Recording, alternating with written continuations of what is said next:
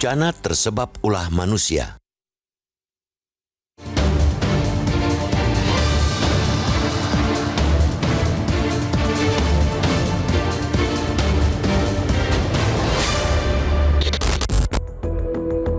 Banjir dan longsor yang terjadi di pesisir selatan Sumatera Barat membuat pilu dan geram.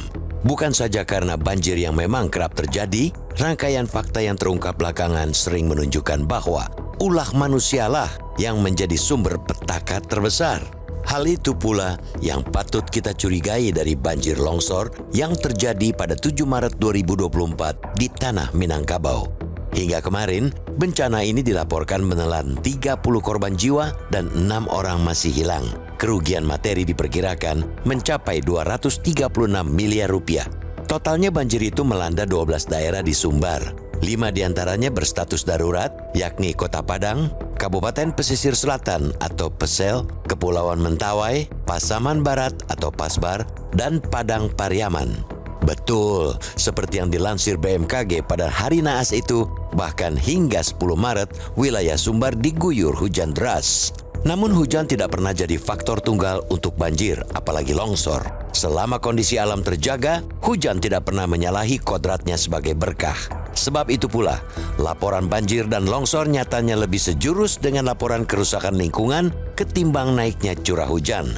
Pada banjir besar di Pesel pada 2021 misalnya, banyak laporan tentang maraknya tambang galian C yang membuat erosi das hulu Tapan. Ditambah lagi terdapat setidaknya 2 tambang batu bara hingga menyebabkan pendangkalan sungai. Kedua hal itu dilaporkan terjadi di Kecamatan Ranah Ampek Hulu dan Basa Ampek Balai Tapan. Namun pemerintah daerah baik kabupaten maupun provinsi seperti belum serius menindak kegiatan penambangan yang jelas-jelas merusak lingkungan.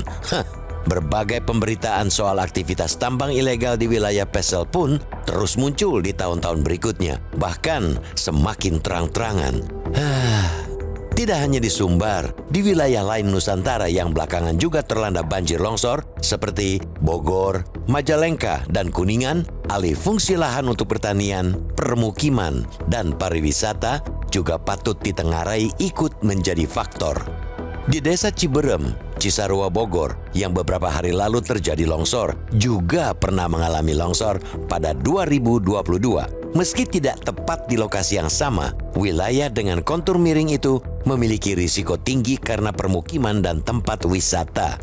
Tingginya penggunaan lahan untuk permukiman dan pertanian pula yang diduga menjadi penyebab terjadinya bencana banjir di Majalengka, Jawa Barat. Hal itu juga bukan baru, karena yang kejadian dan penyebab banjir tempo hari nyaris serupa dengan yang terjadi di 2021.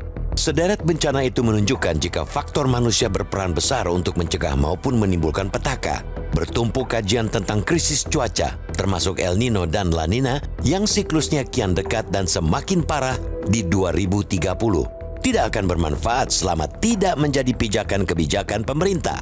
Cuaca dan iklim adalah fenomena alam yang sulit dikendalikan. Kondisi cuaca hanya bisa diramalkan. Itu pun terkadang juga tidak menentu. Yang perlu dan bisa dilakukan ialah meminimalkan dampak buruknya. Kebijakan pencegahan dan penanggulangan mesti holistik, sejak penetapan rencana tata ruang wilayah atau RT/RW hingga penegakan hukum terhadap berbagai aktivitas ilegal di wilayah tersebut. Tanpa itu semua, pemerintah sesungguhnya sedang menciptakan petakannya sendiri seiring dengan laju perubahan iklim global yang memang tidak bisa dihentikan. Karena itu, pemerintah, pusat maupun daerah dan instansi harus benar-benar bersiaga, siap sedia. Skala tinggi ataupun rendah, dampak bencana sesungguhnya tidak hanya disebabkan besarnya cuaca ekstrim, tetapi juga dari kualitas kesiagaan itu sendiri.